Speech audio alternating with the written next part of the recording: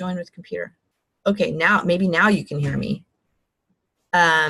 Maybe a few minutes ago for the first first minute, you might not have heard me. So now the sound is on. So this is day 7 of our Peace with Food Halloween challenge, and I have been having a really good time. It's really been eye-opening, and I don't know, I just enjoyed it. So what I wanted to know is I want you to think about what's been working for you. What have you tried that's been different? What have you been doing that is helping you out now? And what kind of changes have you been making? We've been doing daily changes. Our behavior buster every day is a new behavior. And really, to make changes is we can start by doing some different behaviors. And that's what we've been doing a lot of this last week, is changing some behaviors. There's a lot more that I do with people when they're in my programs. We work around emotions and the thoughts, and we get deeper into it. So this is more of a basic course, a basic idea about what to do. It's not the deeper, in-depth work. And if you're ever interested in that, I would love to talk with you more about it. You can actually, I'll put on our Facebook page and our web page that you can schedule a breakthrough session with me to talk about what you might need and see what your challenges are, especially after coming off of this Halloween challenge. It might be more in your face about what's been working and what hasn't, and maybe we could talk about some ideas about what you need more of. I want to make sure that you're listening to all the Zoom calls. Today is day 7. We'll have, what do we have? 6 or 8. We have 6 calls that we're doing together. So I'm hoping that you're listening to the calls. I'm going to have them up for another week, and then I'll be taking everything down. We'll be moving into the Thanksgiving challenge, and so I'm going to start out offering that up November 1st to people, is the Thanksgiving challenge. And if you're interested, like I told you yesterday, I'm going to do a Thanksgiving challenge and a Christmas challenge. You can get 2 for 1. You guys, I'm offering it 2 for 1, and I have a pay button on our private website. So if you're interested, if you're wanting that support, I'm not going to do it all the same. They're all going to be live calls just like these are. I'm going to, some of the things may be similar and some will be different because it's a different time of year, and there'll be different ideas about how to handle Thanksgiving and how to handle Christmas. Those are a lot more about family and social and going out and bigger issues than Halloween. So they'll be different. So getting more support can be good. It feels lonely a lot of the time, and this is a really affordable way to get support from me, from other people. Facebook page. I plan to have more people in the Thanksgiving and the Christmas challenge because there's more need for it then. Okay, so that's all kind of the intro stuff. I wanted to move into our call today. I've got something really fun planned for you. So to get in the space, I invite you to breathe in and out just like we do on every call. And I'm going to close my eyes because that's how I like to do it. And we're going to breathe in and out 3 times. 1, 2, 3. I don't know about for you, but it takes me about 3, and then I start dropping my shoulders. My shoulders didn't drop until I went into my 3rd, and I can feel it in my jaw, feeling more at peace and more settled in my seat. Today, our affirmation is about gratitude, and it is, I am grateful. I am grateful. This is what we're going to talk about today, is how to be grateful. I've told you before, there are 6 components to emotional eating and binge eating and overeating. There are 6 components that go into it, right? Food, or physical, actually physical, and half of the physical is food, and the other half of physical is a lot of other things, our body and how we think about our body and how we move our body, and lots of things about physical. There is emotional. What are the emotions that go on that lead us to overeat? There is the thoughts. What are the thoughts that go in that tell us to overeat? That thinking, that stinking thinking, right? There is lifestyle, all the things that go on around us. Lifestyle includes all of these holidays. It includes work. It includes family. It includes what we do each day. It includes our routine. It includes work. It includes exercise. What is the lifestyle we have? That has a huge effect on food and overeating. Then mindfulness. What are the, how connected are we to our inner self? And that can be through spirituality. That can be belief in a higher power. It can be just a belief in being centered and being connected with our inner knowing and our inner guidance. That's mindfulness. That's 5. The 6th one is self-love. And self-love is a key component. It's always something, no matter how much you've been doing this, to make sure that you are focused on self-love and how am I loving on myself and how am I being good to myself. And this is what I think about when I think about I am grateful. We can think that gratitude is about the other person, like we're grateful for them or for something else, but really gratitude is about us. And it's about owning the idea that there are good things going on around us every day, even when you don't see it or you don't notice it. So grateful is, to me, a lot about self-love. Self-love, okay? So our behavior buster today is going to be about gratitude, practicing gratitude. And gratitude is something that I think we have to practice. It's a muscle that we have to build that will help us feel better about ourselves. And okay, so I'm going to move on from there because I want to talk about why do we have gratitude? Because we have gratitude because it helps us focus on the positive. When we're grateful, we focus on the positive. We even could be grateful for something that we didn't like. It's kind of like finding the goodness in something because something happened, but it actually enabled you to have this other good thing happen. The bad thing happened, but enabled you to have the good thing happen. So we could say, well, I'm grateful for that first thing because it led me to that second thing. I think focusing on the positive is one of the keys. And this is about self-love. And when we're in self-love, we're focusing more on the positive. That it is one of the keys to moving out of emotional eating. It's not about denying that there are problems or that things have happened, but it's about focusing in on the goodness. They'll talk a lot about, I love it, oh my God, when there are tragedies go on, there's often that meme that comes up in the on Facebook, and it's Mr. Rogers. And he said that what he learned when he was a kid, his mom said, look to the helpers. Who are the helpers?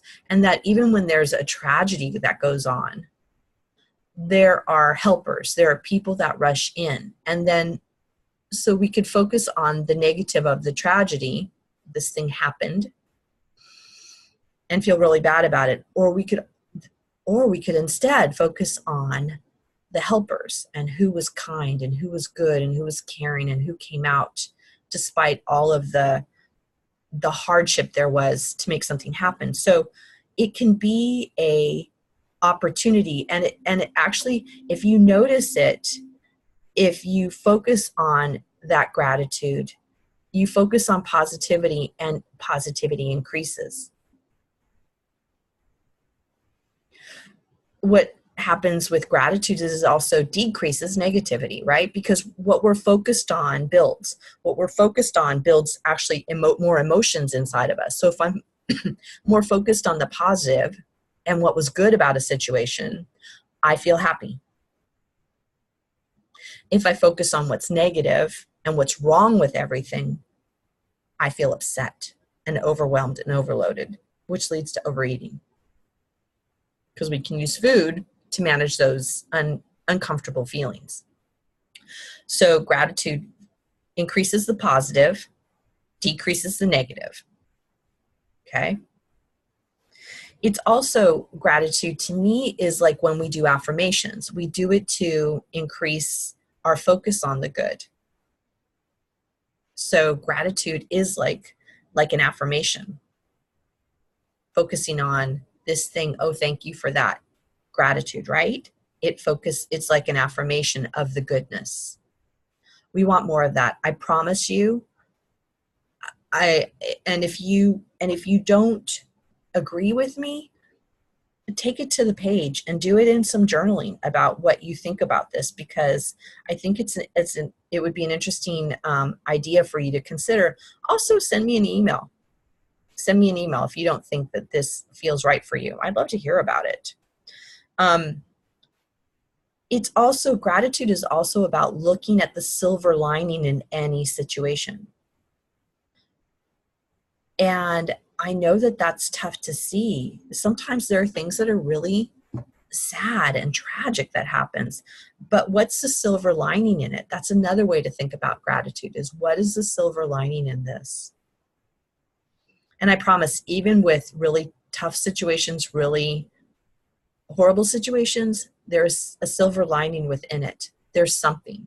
And what happens is that our brain goes to the negative because we want to try and keep ourselves safe. And what we've learned is that when we focus on the positive, that helps us feel better. And then when we feel better, are more joyful and peaceful, we actually have more ideas about what to do to be more helpful. Another reason why gratitude is so helpful. The more positive we are, the less opportunity we have to overeat. Do you agree? Do you agree? The more positive we are, the less opportunity. The more we feel good, the more we feel self-love, the less we're going to overeat. We could actually say that overeating, binging is a call for love, right? To love ourselves more. And how could I love myself more could be a great question in that situation. When we're feeling so what I wrote as some of my ideas is like, when we're positive, we eat less and we eat more intuitively. Don't you notice that? Like when you're feeling good, you don't think about food. When you're in the flow, kind of speak, when you're in the flow of work or of doing something fun, like, oh, that's right, I haven't eaten. I got to go eat. I'm hungry. I got to eat. Whereas when we're feeling down and upset, I really want to eat. I feel stressed. I really want to go out and eat. And so we do that, right? So when we're feeling in the flow and intuitive and peaceful, there's less call for overeating, right? Or it's easier to turn it down and say, yeah, no, I'm not hungry. Or when we're full, we could say, no, I'm done. I don't want any more. I'm full. And we can stop, okay?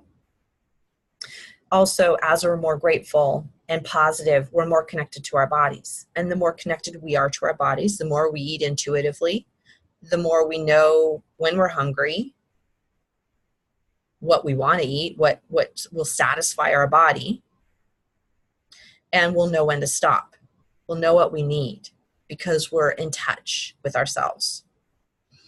So these are the whys of gratitude. And for our behavior buster today, it's how to make that happen. And I have some great ideas. I wrote down actually 4 different ideas. And the first is something that I have that's, I think, super fun. And I know lots of people do this. I'm not sure what you do. Is I have, it's thankful, but I have a gratitude jar. A friend made this for me and I love it. And she decorated it. And so I'm thankful that she made this for me. And inside, I open it up, and inside I have all these positive thoughts.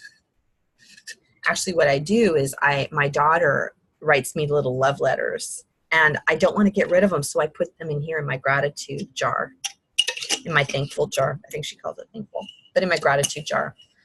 I put them in here so I can read them, and I know that they're in this place. It's just, I don't even need to read it. I just know that they're there. And so this is my jar. If you want to make something, put a jar, color it up, put some stickers, there's some fun stickers on here, make it colorful. I don't care, but it's just a little bell jar that you open up. I mean, you could use a jar that you a used mayonnaise jar and clean it up, and here you have it. But this sits next to my desk at my home office. So I want you to consider this. Isn't this cute? So your gratitude jar, what you can do is write down something every day that you're grateful for and put it in your jar. Put in love notes that come from your kids or from your friends or something that's been said to you that's kind, and put it in there. And it's a thing you can take out and read if you ever feel sad or lonely or upset. So it reconnects you to gratitude for what other people think about you. And it reminds you of what good things are going on around you. Okay, gratitude jar. Another way to practice gratitude is to write down daily 5 things that you're grateful for at the end of the day. What am I grateful for today? What I love the challenge with this one, and I've done this before, is write 5 things, and they have to be different every day. Because what happens is after a couple of days, you start thinking, nothing good happened. What do I say? I don't know. Well, I'm grateful I got up this morning. I'm grateful there was water so I could take a shower. I'm grateful there was hot water so I could take a shower. I'm grateful my car started. I'm grateful you are all here listening and that I get this great opportunity. I'm grateful that I have money in the bank so I can pay my bills. I mean, that's where it doesn't have to be, I'm grateful for this really great thing that happened. It can be the daily things that go, yeah, I'm happy. I'm really happy that I had a hot shower today. Like, that thrills me. To not have that wouldn't be so good. So I'm grateful for that. So focus and write down 5 things every day that you're grateful for.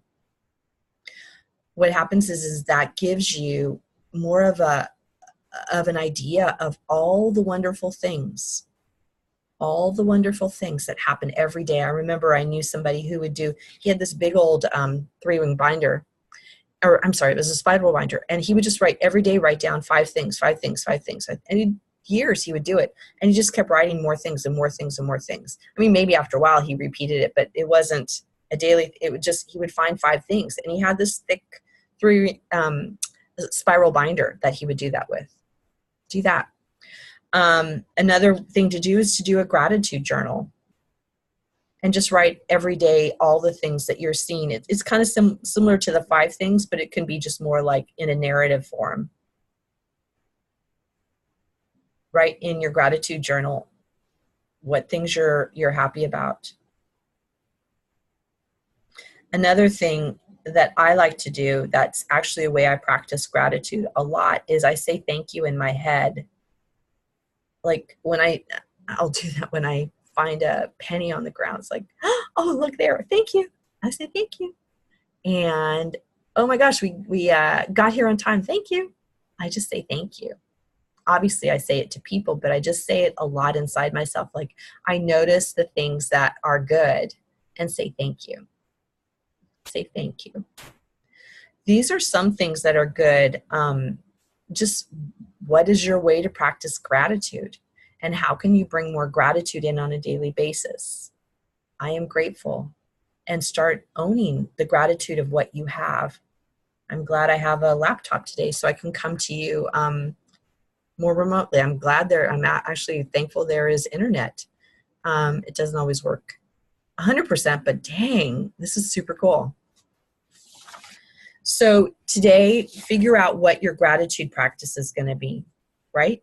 So we have 5 behavior busters now. We're adding gratitude in. Hungry full is one of our behavior busters. Eating at the table with a napkin and utensils is our second. Was it practice self-love? What are your ways to practice self-love? Is 3. Journal daily. We talked yesterday about conscious journaling. And today is practice gratitude. Decide what your gratitude practice is going to be, and do it on a regular basis. How am I going to be grateful? Just saying thank you to people. I love I love saying thank you to things that my husband does that he does all the time. He takes out the garbage. Thank you. Thanks for taking out the garbage. That's really cool. Thank you. Makes dinner. Thank you. Thanks for making dinner. Thanks for doing the dishes. Thanks for doing this or that. There are things that he does that are the normal things that he just always does. Thank you. My kid, you pick stuff up. Thank you. It goes a long way to be grateful for things, and it makes me feel more positive, and it makes other people feel more positive too, right? So consider that. How can I be more grateful today? Thankful, grateful. I use them interchangeably. So I wanted to remind you that we have our daily guidelines. So one of the daily guidelines that we do every day is notice hungry and full and allow it to guide you in your eating. Take 5 deep breaths before each meal. I've been doing that pretty consistently. Practice the behavior buster that we have each day. Today is gratitude. So figure out how you're going to practice some gratitude. Say thank you to people. And use your positive affirmation at least 3 times a day. Today is I am grateful. I am grateful. I want you to know that this all can continue on. I am really hoping that you all decide to continue with the Thanksgiving challenge, because tomorrow is our last day. And like I said, we'll have all of the videos up. If you haven't listened to all of them, do it. Continue to do the challenges. Continue to put yourself out there and do the things that we've been talking about, because they will help you with food. I would love to hear your takeaways. I've been asking, and I'm just going to keep asking that you email me when you get the email from me. Just reply back to it and let me know what are your takeaways. What are your challenges? What are your successes? If you want to have a breakthrough session, feel free to do that. I'll post it on our webpage so you can have the link to get a free breakthrough session with me. I also strongly encourage you to sign up for the next 2 challenges. I'm offering it to you all for 2 for 1, for the Thanksgiving challenge and for the Christmas challenge. Let's keep this goodness going and create more opportunities to put food in its proper place as nourishment, and find ways. We're finding different ways using those 6 components that I talked about. We're finding ways to make them more active in your life and active in your mind, and increasing in all of the areas that's going to help you out. So tomorrow is Thanksgiving. Tomorrow is Halloween. And I'm wondering how you're doing with all of the candy that's out there. And how is it feeling for you? Because I was just talking with somebody a little earlier, a nutritionist, and she was telling me that she's finding people are talking a lot about the candy on Halloween night, and that they're worried about having, little bits and pieces. And what is your plan, and what is your plan of action? We're going to talk about that tomorrow. What is your plan of action? Not that it doesn't need to be hard. Just what I wonder is can we make it a normal night like any other night? What's your meal going to be? Do you have a piece of candy? And also, if you practice the guidelines, am I hungry? Am I full?